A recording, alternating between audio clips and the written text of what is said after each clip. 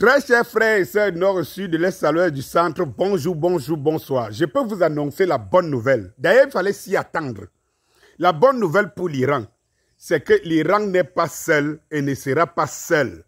Parce qu'en réalité, les autres savent très bien qui est derrière Israël et qu'Israël est une base militaire. C'est la plus grande base militaire ou la première importante base militaire des États-Unis ou au Moyen-Orient. Le Pakistan vient d'interpeller tous les pays arabes. Le Pakistan vient d'interpeller tous les pays arabes de se mobiliser pour défendre l'Iran. N'oubliez pas que le Pakistan qui parle est un des pays qui détient l'arme nucléaire.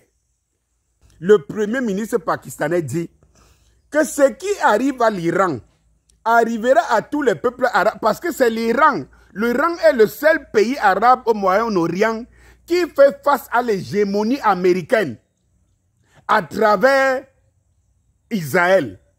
Et que si on laisse l'Iran être dominé par cette puissance, c'est que tous les pays arabes vont y passer. Le Pakistan dit donc être prêt à soutenir l'Iran. Applaudissez pour l'Iran. Applaudissez pour le monde libre. Applaudissez pour vous tous qui voudraient un monde multipolaire où les gens ne veulent que vivre en paix comme dans les années 70, de toute façon en Occident. Applaudissez encore une fois de plus. Que dire de la Russie? La Russie qui a signé des accords avec l'Iran. Les Russes ont commencé par l'ONU à avertir et à dire qu'il faut que l'agression contre l'Iran cesse. Et vous savez, des grands ne parlent pas comme les petits. Vous voyez la Russie en train d'abandonner l'Iran? Non! Vous pensez un seul instant la Russie en train d'abandonner l'Iran? Non. Ce n'est pas fini, tout. Au moment où je vous parle, même l'Algérie, qui est quand même derrière pour des intérêts d'exploitation pétrolière et tout, qui est quand même derrière les djihadistes du côté de l'AIS. Même l'Algérie dit il faut que les peuples arabes se soulèvent. En réalité, c'est que les États-Unis craignaient en se mettant derrière, en utilisant son proxy Israël. C'est ce qui est en train d'arriver. Parce que pendant longtemps, les Américains savaient qu'ils pouvaient compter sur Israël pour faire le sale boulot et tout en donnant l'impression qu'ils maintiennent les pays arabes dans un dialogue quelconque. Eh bien, je vais vous dire, le mal, il peut toujours courir, mais la vérité finira dans son effort sur les escaliers par atteindre le sommet et de s'y installer. Parce que l'ascenseur, c'est quelque chose de pas sûr. Parce que si la chaîne se coupe, vous connaissez la chute? Eh bien, mes très chers frères, du nord au sud, de l'est à l'ouest, je vous ai dit, premièrement, si on laisse uniquement l'Iran et Israël, Israël ne peut pas. Même si on lui donne les armes comme on a donné aux Ukrainiens, Israël ne peut pas. Ce qu'on sait derrière, c'est que le moment venu, comme ça va très mal, parce que les pertes que Israël a déjà enregistrées, ces pertes-là, Israël ne s'y attendait pas. Et donc, même les autres ne s'y attendaient pas. Ça veut dire que les Américains ne s'y attendaient pas.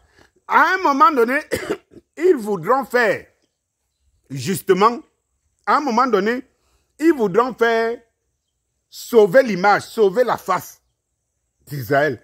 Comment pouvez-vous imaginer, quand vous dit que oh, parfois les Américains, les Français s'agitent et tout ça, les Macron s'agitent contre Israël parce que Israël, Netanyahou fait ceci, ce n'est pas normal.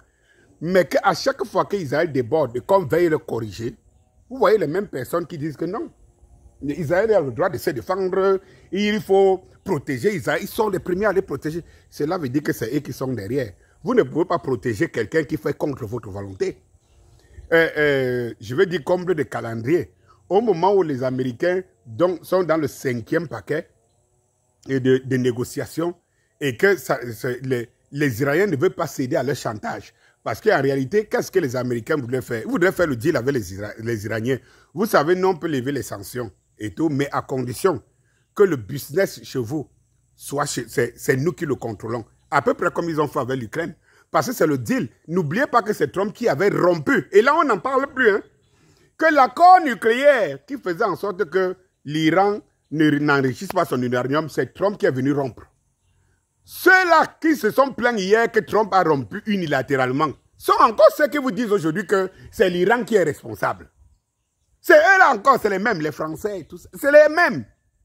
De toutes les façons, les Anglais en même temps ont dit que autant Israël ne les a pas consultés, n'a pas demandé leur avis pour aller bombarder, agresser l'Iran, autant cette fois-ci, ils ne se mettront pas derrière Israël pour le défendre. Les Anglais sont sortis de ce cercle-là. Je dis que les Anglais ont dit qu'ils ne vont pas soutenir Israël cette fois-ci. Voilà, ils ne vont pas participer à cette mascarade parce que Israël fait à sa tête, Netanyahou fait à sa tête. Cette extrême droite-là ne respecte aucun. Donc, ils ne sont pas tenus et ils ne vont pas le faire. Cela veut dire que dans la coalition là, des Occidentaux, là, les Angleterre a déjà mis out qu'elle ne s'y prête pas. Elle ne va pas entrer pour défendre Israël. Eh bien, mes très chers frères et sœurs, voilà que les choses se précisent et une bonne fois pour toutes, mobilisons-nous pour que ce système impérialiste tombe une bonne fois pour toutes.